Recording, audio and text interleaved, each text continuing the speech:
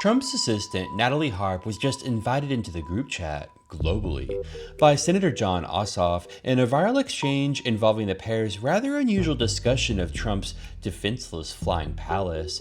In retaliation, Trump responded by giving Jon Ossoff a new name, Pee Wee Herman. Jon is reportedly considering his response, "We recommend, I know you are, but what am I?" Meanwhile, in an apparent attempt to avoid difficult questions from reporters, Trump chose instead to deeply interrogate a young male lifeguard about surf life. Melania Watch has officially been extended to day 30 as everyone is asking, where's Melania? And Trump's hair appears to have declared independence, making a break for freedom next to Air Force One. It's time for Breaking Absurdity.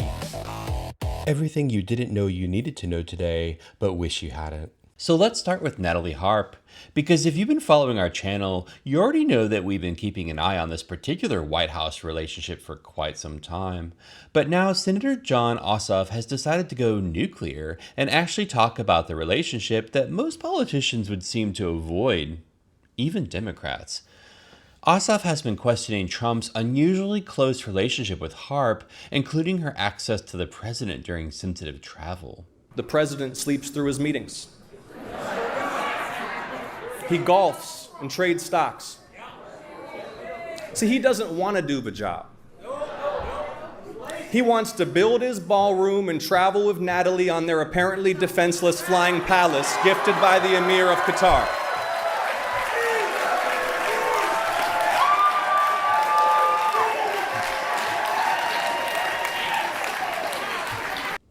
And apparently, Trump did not appreciate the questions. When a reporter asked Trump about Ossoff's comments, Trump responded with perhaps the most sophisticated rebuttal available to the modern American president, Pee Wee Herman. Yesterday, Jon Ossoff said you'd rather travel with your aide, Natalie Harp, and build the ballroom than do your job as president. What is your response, Jon Ossoff? You mean Pee Wee Herman? Pee Wee Herman lookalike? No, I would much rather do other things. We're building a great facility here. We're fixing a White House that hasn't been taken care of. You can look at this. This room was a disgraceful situation, the Oval Office. Trump called him Pee Wee Herman, and it just reminded me that Trump had a different name for him before, and I think he corrected it. He reminds me of Pinky Herman. Did you ever see Pinky Herman? Trump and White House spokespeople have subsequently gone after Ossoff over his comments. White House spokesperson Davis Ingle joined in, calling Ossoff a cringeworthy feminine theater kid cosplaying as Barack Obama. Let's be clear, Jon Ossoff asked an interesting question, and Trump, instead of answering, decided to compare Ossoff to a zany, childlike comedic figure, which is interesting. When you line Ossoff and Trump up next together, some, or most of my audience, would say, "Hey pot, meet kettle." Let me know in the comments who you think is zany and childlike. And speaking of people who are becoming increasingly difficult to locate, Melania Watch continues. In light of the comments about Natalie Harp, everyone was craning their neck looking around for Melania last night at Bedminster Golf Club. Trump attended with his entourage, including Natalie Harp. Melania? Nowhere to be seen. The First Lady has now gone roughly 30 days without a public appearance. Her last widely reported public appearance was July 19th, when she attended the World Cup final with Trump. An analysis of her public schedule found that she appeared publicly on just 38 days during 2026. So naturally, we've started a counter. Because if the government can have a national debt clock, we can have a Where's Melania clock. Where is she? We're not suggesting any sinister. We're simply saying that the First Lady has been remarkably absent from public life. And while we're on the subject of Melania, Democrats had previously raised the possibility of calling her in to testify about what she knows about Epstein-related matters, while Melania herself has publicly denied being involved in Epstein's abuse and called for congressional hearings involving survivors. So that's where we are. Melania Watch Day 30. We'll keep you posted, assuming she shows up. Now, Trump did actually have an important meeting today. He met a 16-year-old California lifeguard named Ryder Williams, who became a national hero after rescuing a 10-year-old boy from dangerous surf. Williams was invited to the White House after footage of the rescue went viral. And honestly, this should have been a very wholesome presidential moment. Just try to help everybody out as much as you can. What's the average age of a lifeguard in your area? I'd say a lot of this last year, a lot of them were 16 to 17 years old. And you have some that make it a profession, right? Yes, sir. A lot. So do you have 35, 40, 45-year-old? Yes, That's sir. great. Trump praised him for being a hero. He met the boy he had rescued. Everyone smiled. Lovely. But then came the questions from reporters. Mr. President, on a different topic. Well, wait, Jon... let's finish on this topic. This is very exciting to me. Mr. So, President. it's so exciting to see something like this happen. He's a real hero. But Trump stalled and kept turning the conversation back to the young man's surf life. And they lead a beautiful life on the surf, right? Yes, sir. And they would rather do nothing else, Yes, right? sir. That's very good. I think it's great. Trump was very fascinated, which is understandable, because when you've got a 16-year-old sitting in front of you who just saved a child from drowning, obviously the first thing you want to know is, what's your surf life like? And this is where the contrast becomes interesting, because later, when an actual reporter tried to ask Trump difficult questions, well, we'll get to that. Because apparently there is a very specific hierarchy of questions Trump enjoys answering. Young male lifeguard, tell me about surfing. Female journalist, how dare you? During an Oval Office exchange, CNN reporter Kristen Holmes questioned Trump about the controversy surrounding Natalie Harp and other matters. Mr. President, just scale back on those. Quiet. You're very disrespectful in front of this young man. Okay? Don't you find her disrespectful? He understands. Quiet. Who are you with? I'm with CNN. Fake news. You're just wanted fake to follow news. up on this You're outstanding loud. question. You're a loud, boisterous person. You're fake news. I was Be trying to find out quiet. if Be you had been quiet. talking Be to quiet. Kim Jong-un, if he had asked you You're a to fake scale back reporter, and you on report those fake military news. exercises. Go ahead. Trump became hostile toward her and attacked her questions in reporting.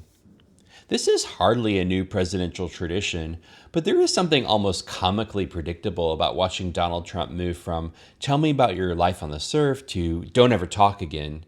Apparently the White House has two briefings, surf life and shut up. And finally, some good news for Carroll, and some very expensive news for Donald Trump. The Supreme Court has once again rejected Trump's attempt to overturn the $5 million judgment against him. And when I say once again, I mean this particular legal journey has had more seasons and sequels than Downton Abbey.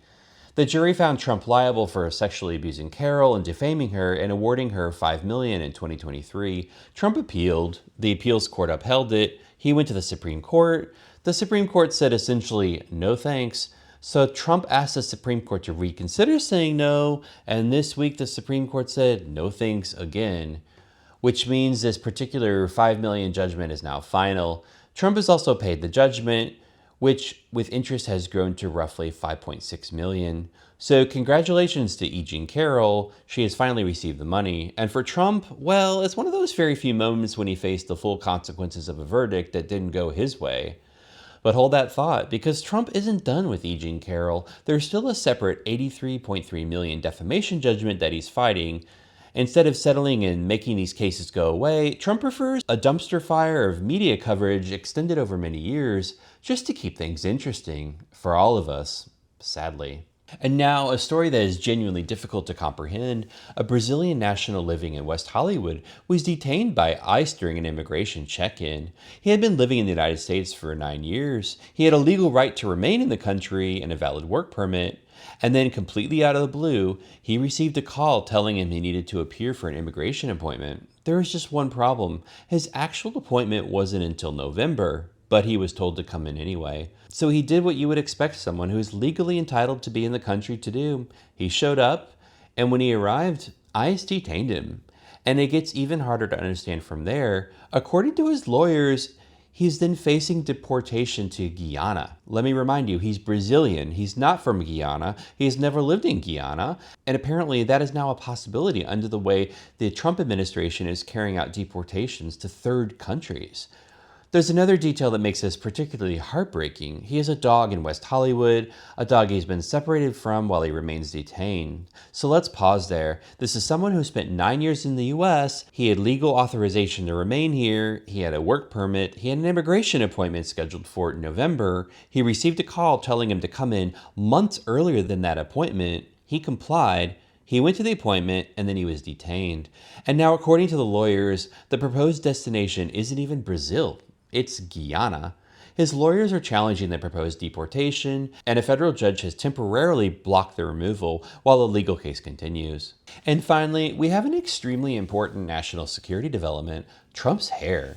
As Trump was walking toward Air Force One, strong winds sent the hair into a state of apparent rebellion. And honestly, I don't know what happened here. We've seen this movie before. The wind has historically been one of the few forces on Earth capable of defeating Donald Trump's hair. And this latest incident appears to have been no different. At one point, the hair seems to separate from the rest of the administration entirely. We can only hope it has been located, because America has enough missing people right now. We don't need to add Trump's hair to the list. And there you have it. Another day of Breaking Absurdity, your daily reminder that this is not normal. Be sure to like and subscribe to help me keep bringing you more daily absurdity. Please check out the video that pops up on screen and check out my playlist for more Breaking Absurdity.